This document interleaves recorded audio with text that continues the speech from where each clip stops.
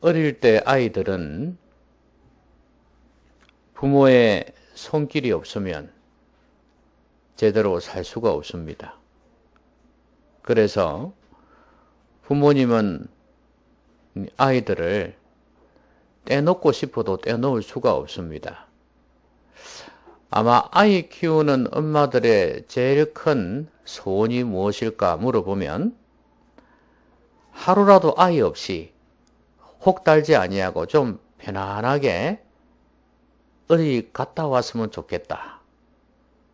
그런 마음을 가지고 있습니다. 얼마나 힘든지를 보여주는 거죠. 그런데 그렇게 애지중지 고생하면서 키워 놓으면 이제 이 아이들이 사춘기를 지나고 자라지 않습니까? 그러면 그때는 이제는 어머니, 아버지가 이 자녀들과 함께 어디로 가고 싶어 하는 마음이 생겨납니다. 자녀들이 싫으나 좋으나 자기 자식이고, 그래서 자랑스럽고, 어디든지 같이 가고 싶고, 대화하고 싶고, 같이 식사하고 싶어 합니다. 그런데 그때는 또 자녀들이 오지 마세요입니다. 우리끼리 가고 싶어 합니다. 왜 자꾸 잔소리를 하고 옆에 있으려고 하느냐? 내 인생은 내 것이다. 나는 엄마 아빠 것이 아니에요. 마음대로 주관하지 마세요. 이렇게 항변을 합니다. 부모들은 자녀들에 대해서 내 것이다, 내 새끼다, 이런 생각을 할 때가 있거든요. 그런데 자녀들은 거꾸로 생각합니다. 교육학자들도 그런 이야기를 합니다. 안 믿는 사람들뿐만 아니라 믿는 사람들도 부모는 자녀를 소유물로 여겨서는 안 된다. 하나님의 것인 줄 알고, 그래서 청지기로서 자녀들을 잘 키워서 하나님 앞에 쓰임받게 해주는 게 부모의 도리다. 이렇게 말을 한단 말입니다. 근데 이 소유의식이라는 것은요, 두 가지 면이 있습니다. 하나는 권리 차원에서 소유의식이 있고요. 이건 내 거다 이거예요. 함부로 하지 말아요. 이건 내 마음대로 하겠다는 거예요. 이게 소유의식이고 주인의식이죠. 그러나 또 한편으로는 이 책임이라는 게 있습니다. 내 것이라는 것 때문에 내가 책임을 져야 된다는 게 있어요. 그러니까 부모가 자녀에 대해서 소유의식을 가지지 못하면 방치할 가능성이 있습니다. 간혹 자녀들을 버리는 부모들이 있지 않습니까? 그 왜 그렇습니까? 물론 삶이 힘드니까 이해가 되는 경우가 있습니다. 그러나 적어도 이 자녀가 내 것이라는 소유의식이 있다면 책임을 가지지 않겠습니까? 많은 부모들이 힘들고 어려운 가운데에서도 이 자녀들을 붙잡고 고아원에 안 보내고 그렇게 키우는 이유가 뭡니까? 책임의식이거든요. 내가 낳았으니 이건 내 자녀이기 때문에, 내 것이기 때문에 내가 책임을 져야 한다는 그런 생각을 갖고 있는 거예요. 그러니까 이 책임의식이라는 것은 소유의식에서 나옵니다. 그래서 소유의식이라는 것이 반드시 나쁜 것만은 아니다. 소유의식이 있기 때문에 더 책임을 지게 되고 애를 쓰는 거 아니겠어요? 하나님께서 우리를 향해서 오늘 본문에서는 이스라엘 백성을 향해서 너는 내 것이라 이렇게 말씀하세요. 내가 너를 지었고 만들었다는 거예요.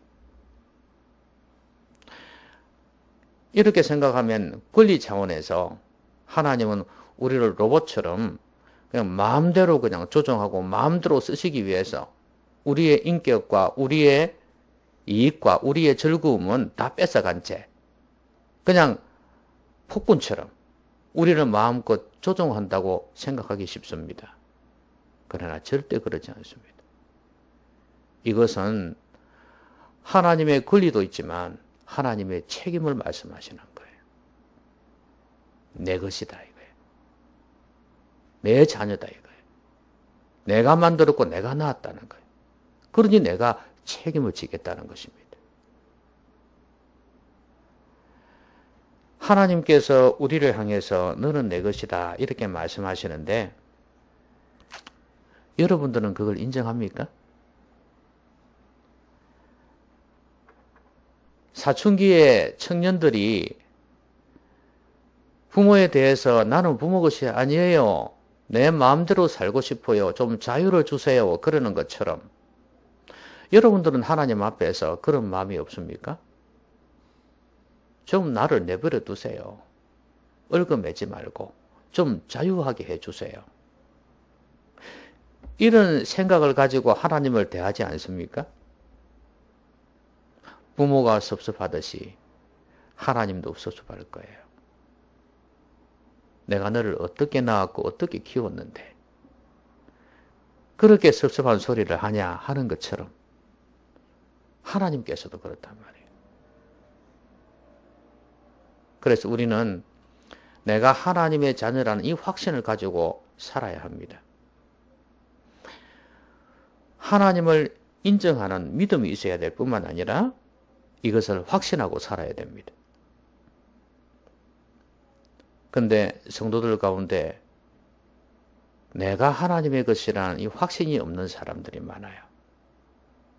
여러분 어떻게 하면은 내가 하나님의 것이라는 확신을 가질 수 있을까요? 하나님이 나를 보고 너는 내 것이다 이렇게 말씀하시는 것을 분명히 믿을 수 있겠습니까? 어떻게 하면 가능하겠어요? 내가 하나님의 자녀라는 확신이 없으면 이런 하나님의 말씀이 나한테는 소기의 경일기입니다. 전혀 내게 다가오지는 않아요. 여러분 먼저 하나님께서 내 것이라 하시면서 베푸시는 그 은혜를 누리려면 내가 먼저 하나님의 자녀라는 확신이 있어야 합니다. 하나님이 과연 나를 보고 너는 내 것이다 이렇게 말할 수 있겠냐 그 말이에요. 근데 그것은 이스라엘이 대단한 믿음으로 살아서 그런 것 아닙니다. 버러지 같은 야곱이었습니다. 이스라엘이었어요. 그럼에도 불구하고 하나님께서는 너는 내 것이다 이렇게 말씀하시거든요. 우리가 부족함에도 불구하고 우리가 죄인임에도 불구하고 우리가 하나님을 거역했음에도 불구하고 하나님께서 우리를 사랑하셔서 내가 너를 사랑한다. 너는 내 것이다. 이렇게 말씀하신단 말이에요. 그럼 우리가 할 일은 뭐예요? 그 하나님의 부르심, 그 하나님의 선포에 믿음으로 화답하는 것입니다. 나 같은 죄인을 이렇게 사랑해 주시나요? 그렇습니다. 그 사랑을 받아들이겠습니다. 저는 하나님의 자녀입니다. 그러면서 너는 내 것이라는 이 말씀을 마음 깊숙이, 영혼 깊이 받아들이면 우리는 하나님의 것이 되는 것입니다. 하나님은 오늘 우리를 피값으로 사셨습니다. 예수님의 피값으로 우리를 사셔서 하나님의 자녀, 아니 하나님의 것이 되게 하셨습니다. 자, 그러면 하나님께서는 너는 내 것이라 말씀하시면서 이런 하나님의 소유, 하나님의 자녀에게 어떤 은혜를 베푸십니까?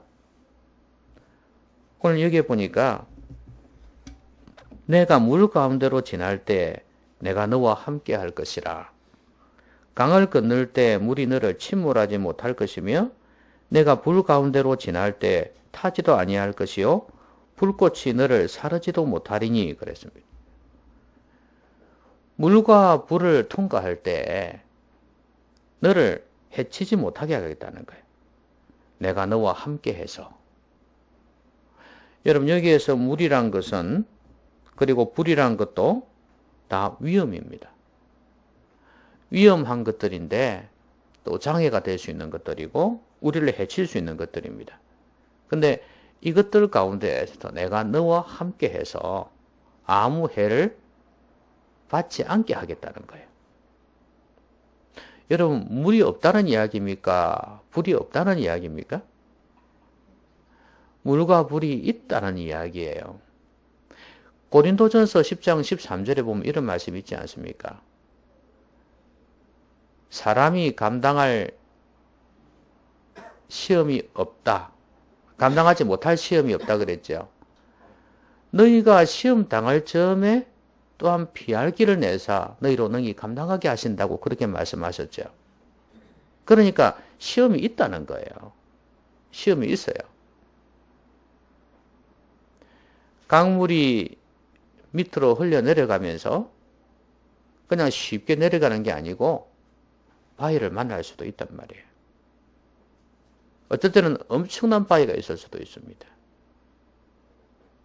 그래도 그것을 뛰어넘어서 내려가게 하신다는 거예요. 우리에게 그런 시험, 물과 불이 있다 할지라도 얼마든지 뛰어넘어 지나가게 하신다는 거예요.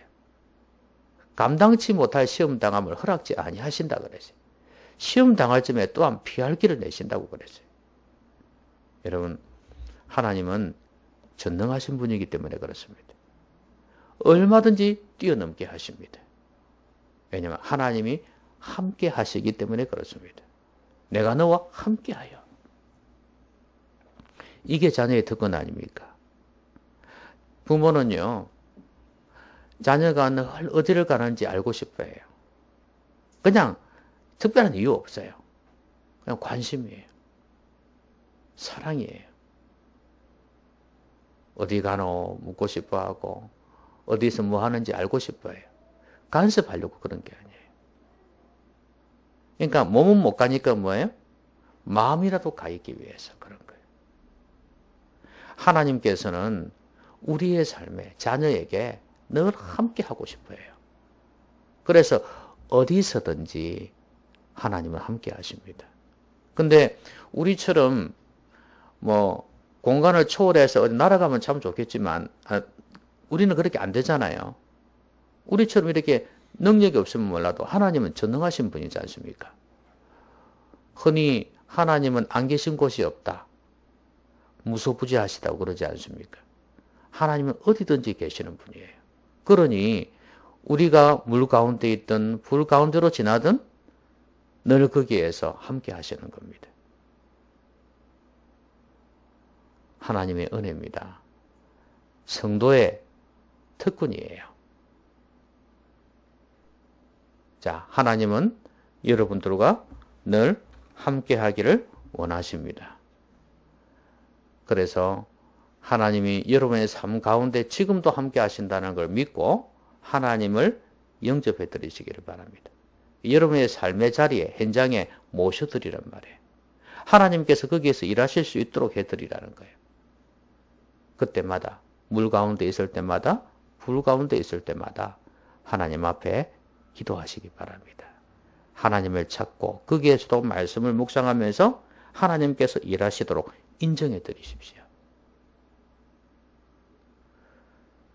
그게 어디 있어든 하나님의 임재를 경험할 수 있는 특권입니다. 그 다음에 또 이렇게 하나님께서 사랑 고백을 하십니다. 그 4절에 보면요. 내가 내 눈에 보배롭고 존귀하며 내가 너를 사랑하였은즉 그랬습니다. 보배롭고 존귀하며 내가 너를 사랑했다. 자기 자식이니까 이런 소리 하죠. 그렇죠? 남이 볼 때는 참 아닌데도 자기 부모한테는 이런 자녀예요. 하나님의 눈에 볼 때는 이렇습니다. 이스라엘 백성이 뭐 대단하다고, 지금 유대인들 뭐 대단하다고 뭐 잘난 체 하지만, 그러나 하나님 보실 때 뭐가 대단하겠어요? 그런데도 내 눈에는 보배롭고 존귀하고 내가 너를 사랑한다. 이렇게 말씀하세요. 자, 그래서 하나님께서 어떤 일을 하셨습니까? 사랑하였은즉 내가 내 대신 사람들을 내어주며 백성들이 내 생명을 대신하리니. 그 구체적인 예가 바로 위에 절에 있지 않습니까? 대전하는 여호와 내 하나님이요 이스라엘의 거룩한 이요 내 구원자임이라. 내가 애굽을 너의 속량물로 구스와 스바를 너를 대신하여 주었노라. 이 말씀이에요. 그러니까 애굽과 구스와 스바 이런 나라들, 강한 나라들이 결국 망하게 되어지든지 하나님의 심판을 받게 되어진다는 거예요. 그리 해서라도 너를 빼낸다는 거예요. 너를 구원해낸다는 거예요.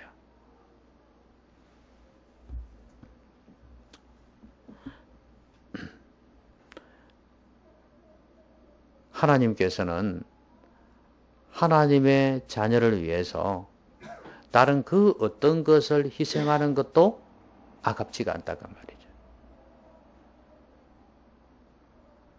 자녀를 살리기 위해서라면 뭐든지 하지 않습니까? 그런 것처럼. 간혹 보면 그런 경우가 있습니다. 자녀 중에서 중증 장애인으로 태어나는 자녀들 있지 않습니까?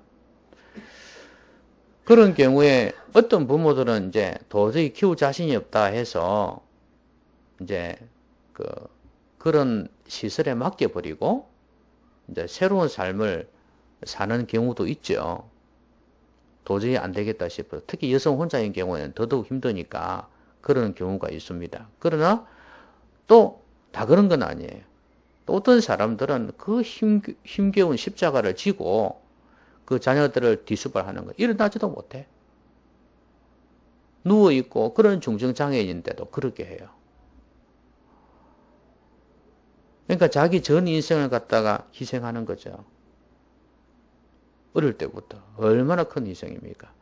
그래서 그나마 다시 회복이 되어진다거나 장애인임에도 불구하고 나름대로 좀 뭔가를 이루어내고 성취가 있으면 부모가 보람을 느끼지만 그것도 없는 경우가 있습니다. 정말 힘들겠죠. 근데 그게 자녀입니다.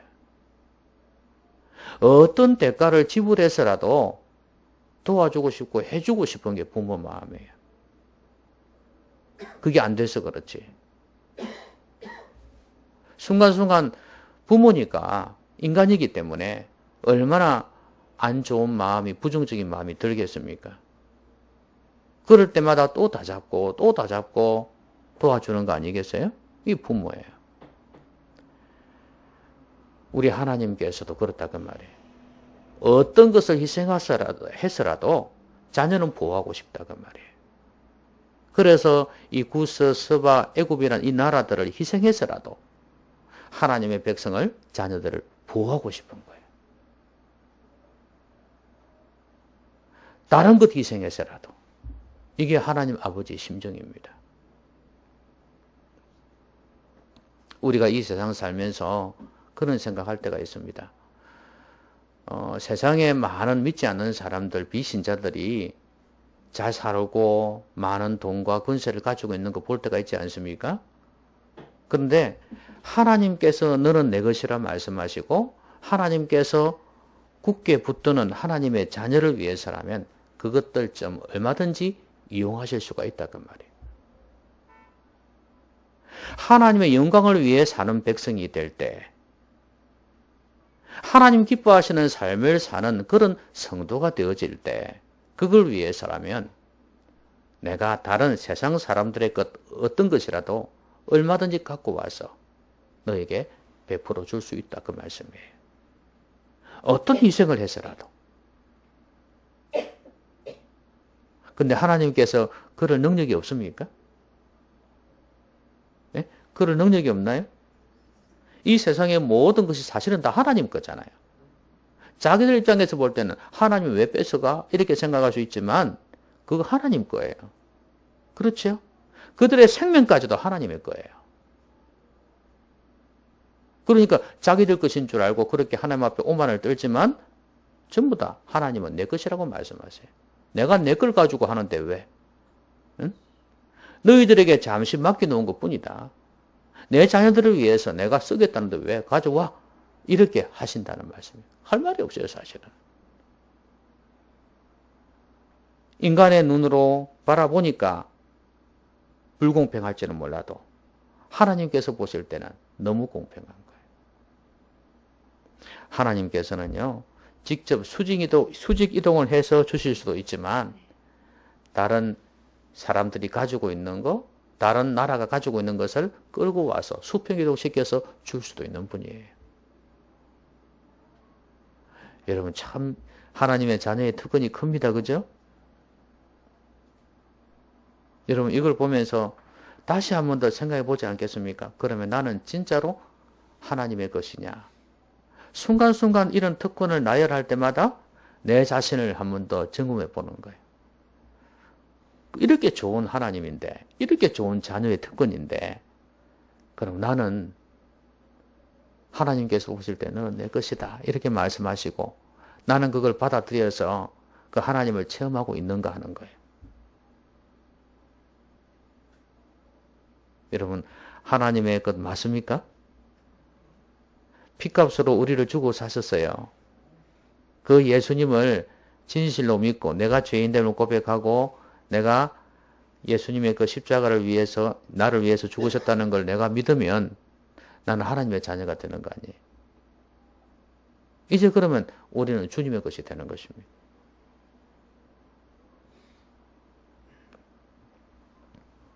그리고 5절에 보시면 두려워하지 말라. 내가 너와 함께하여 내 자손을 동쪽에서부터 오게 하며 서쪽에서부터 너를 모을 것이며 내가 북쪽에게 이르기를 내놓으라. 남쪽에게 이르기를 가둬두지 말라. 내 아들들을 먼 곳에서 이끌며 내 딸들을 땅끝에서 오게 하며. 자, 이게 무슨 이야기입니까?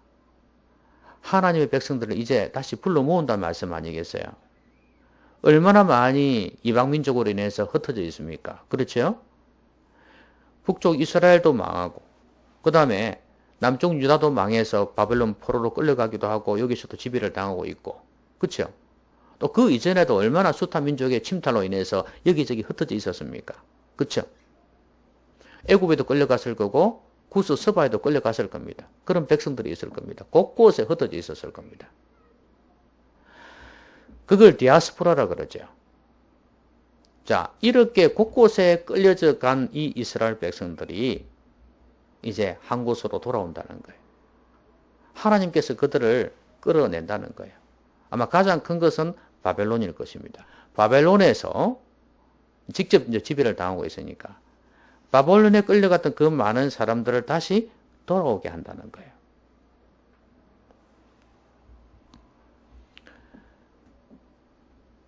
원수의 지배 가운데 있던 자들을 해방시키는 겁니다. 귀국선 타고 다시 한반도로 돌아왔던 우리나라 사람들처럼 일본에서 필리핀에서 동남아 곳곳에서 흩어져 있던 우리나라 사람들이 귀국선 타고 돌아오는 것처럼 이 많은 이스라엘 백성들이 다시 고국으로 돌아오는 것입니다. 더 이상 원수의 압제가 없다는 거예요. 그럼 하나님께서 왜 이들을 다시 불러주셨냐는 거예요. 7절에 보니까 내 이름으로 불려지는 모든 자 곧 내가 내 영광을 위하여 창조한 자를 오게 하라. 내가 그를 지었고 그를 내가 만들었느니라. 자, 하나님의 것이기 때문에 내 이름으로 불려지기 때문에 다 불러 모읍니다. 그런데 초점이 하나 있죠. 내가 내 영광을 위하여 창조한 자를 오게 하라. 하나님의 영광을 위해서 만들었다는 거예요. 그래서 어떻게 하신다고요? 내 영광을 위해서 내가 지금 불러 모은다는 거예요.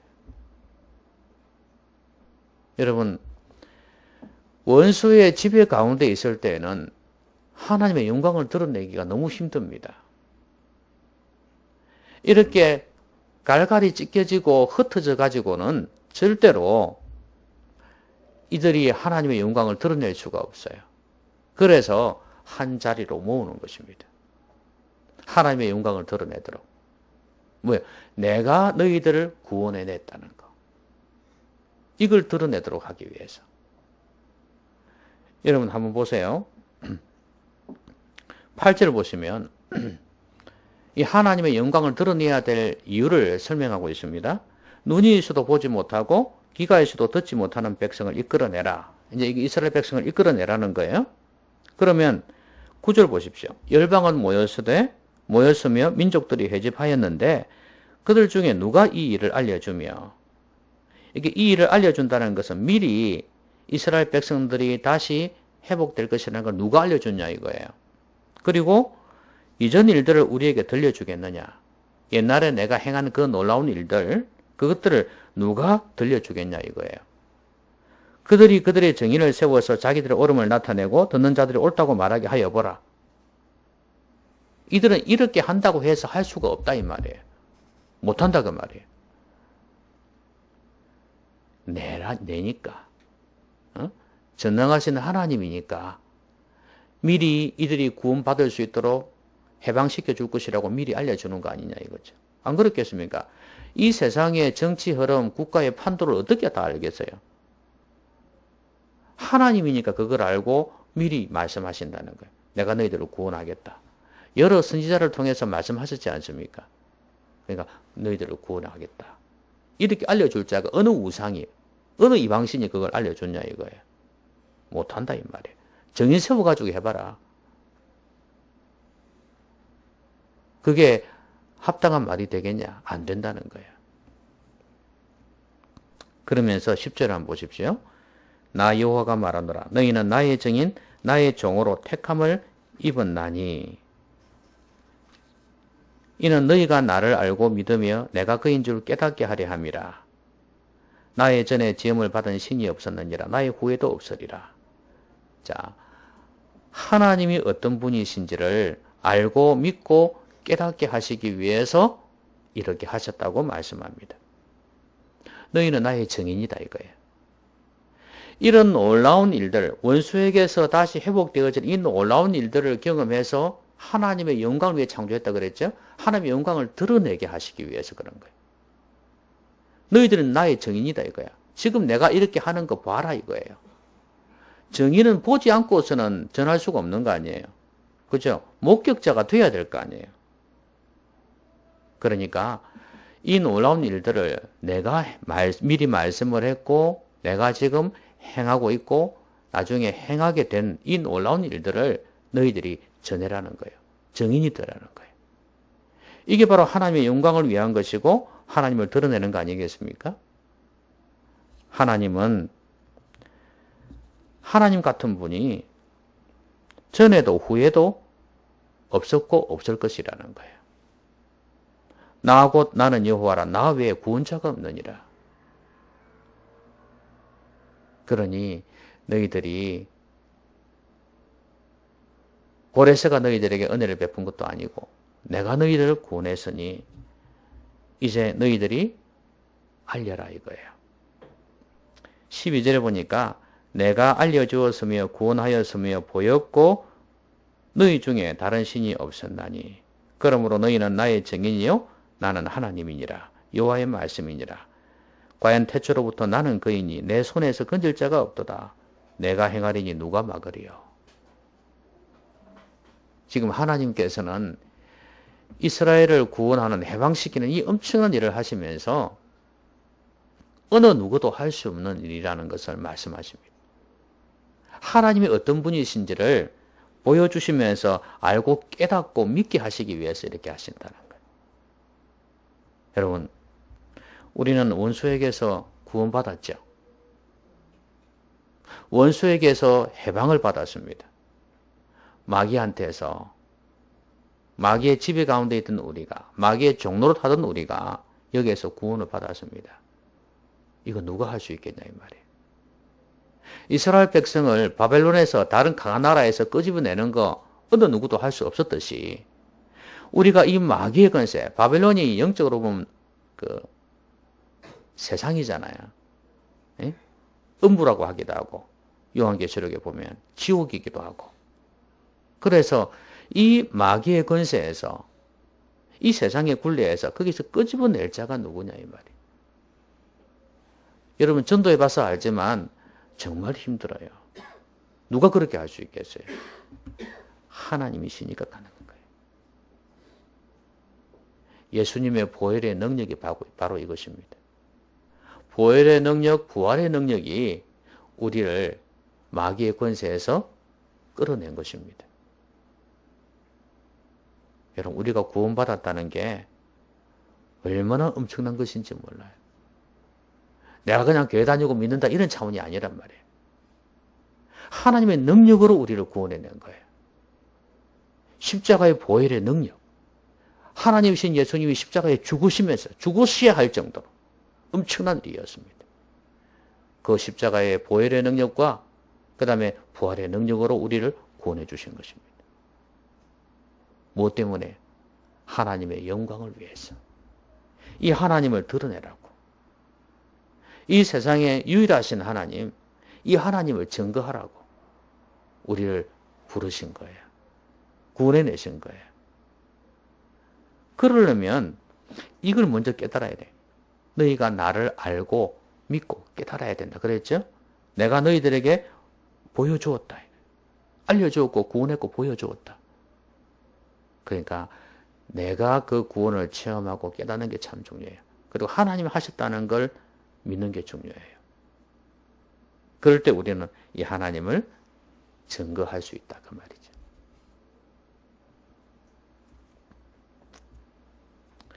말씀을 맺겠습니다. 하나님께서는 우리를 향해서 너는 내 것이라 이렇게 말씀하십니다. 이 세상에 빽 없는 우리들은 큰 힘이 되죠. 그렇죠? 누가 나를 뒤에서 다 든든히 지원해 주는 사람이 있다면 얼마나 좋겠습니까? 그렇죠? 그런데 그런 사람이 없는 우리에게 있어서는 하나님이 얼마나 큰 후원자인지 몰라요. 너는 내 것이라. 책임지시겠다는데. 하나님 아버지로서의 권리도 있겠지만, 영광을 받으셔야 될 권리도 있겠지만, 하나님은 책임지겠다는 거예요. 그래서 내가 너와 함께해서 물 가운데, 불 가운데에서도 너희들이 해가 가지 않도록 하겠다. 도와주겠다. 그렇게 말씀하세요. 그것뿐이겠습니까? 다른 나라, 다른 어떤 것 다 희생해서라도 내가 너희들을 보호하겠다는 거예요. 너희들을 구원하겠다는 거예요. 그리고 원수에게서 끄집어내십니다. 이것은 하나님의 능력 아니면 안 되는 거예요. 오늘 우리에게 있어서는 예수님의 십자가의 희생을 통해서 하나님이 사람 되어 죽는 이 엄청난 일을 통해서 우리를 구원해 주셨습니다. 부활의 능력, 십자가의 능력은 우리를 능히 구원해냅니다. 무엇 때문에 이렇게 하셨습니까? 우리가 이 놀라운 은혜를 체험해서 하나님이 어떤 분이신지를 바로 알아서 다른 사람에게 세상에 전하라고, 하나님을 드러내라고. 그래서 하나님께서 우리를 자녀 삼으시고 너는 내 것이라 이렇게 말씀하신 것입니다. 여러분, 우리는 하나님의 것입니다. 이 좋으신 하나님을 만나고 체험하시기 바라고, 삶 속에서 늘 하나님과 동행하시기를 바랍니다. 그래서 좋으신 하나님, 내가 먼저 경험하고 체험해서 다른 사람들에게 즐거운 마음으로 기꺼이 증거할 수 있는 여러분들이 되시기를 주의 이름으로 기원합니다. 기도하십시다. 오늘 말씀 생각하면서 같이 한번 기도하겠습니다.